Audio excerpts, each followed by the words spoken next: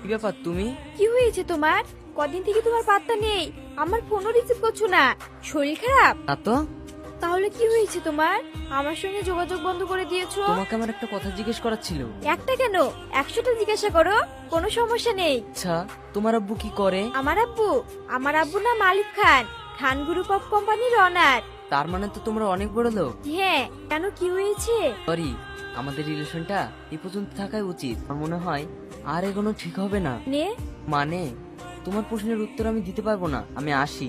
হ্যাঁ ছোটন বল। এই বন্ধু, কোথায় আছিস? তো স্কুলের মাঠে। ঠিক আছে, আমি আসছি, চলো। হুম। সেলিম, হাসি, তুমি এখানে?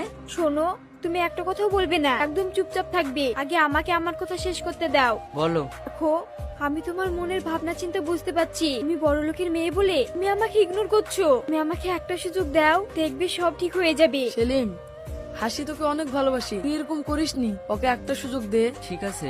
তাহলে আজই চলো আর আব্বুর কাছে আমাদের বিয়ের কথা বলতে। এখনই? যা যা, শুভ কাজে বেশি দেরি করতে হয় না। চলো। সবই তো বুঝলাম, আর একমাত্র মেয়ে, আমার চোখের মনি, তোর খুশিতেই আমার খুশি। তুই যেটা বলবি সেটাই হবে। আমি বলেছিলাম না, আমার আব্বু সবার থেকে আলাদা। আই লাভ ইউ আব্বু। ঠিক আছে, তুমি এখন যাও, আমি নিজে গিয়ে এই ব্যাপারে তোমার মায়ের সঙ্গে কথা বলবো। সেলিম, আরে আপনারা আসেন আসেন। সেলিমকে দেখছি না, সেলিম কোথায়? না আসবেন জানে, ও একটু বাজারে গেছে। আসেন, এক্ষুনি চলে আসবে। চলো আব্বু।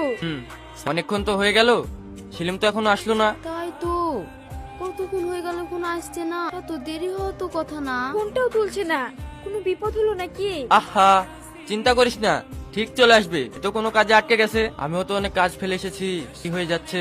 বেশ, তাহলে আমরা আসি, অন্য একদিন এসে ওদের বিয়ের কথাটা সেরে ফেলবো। আমরা তাহলে আসি। ঠিক আছে। সেলিম আসলে আমাকে ফোন করতে বলবেন। কিরে মা, এখন কোথায় যাবি? আব্বু, তুমি তো জানো সেলিম বাজার করতে গিয়ে বাড়ি ফিরেনি। কি হলো কিছুই বুঝতে পারছি না, তাই ওদের বাড়ি থেকে একবার ঘুরে আসি। চিন্তা করিসনি, হয়তো কোনো সমস্যায় পড়েছে, যা গিয়ে দেখে আয়। ঠিক আছে আব্বু।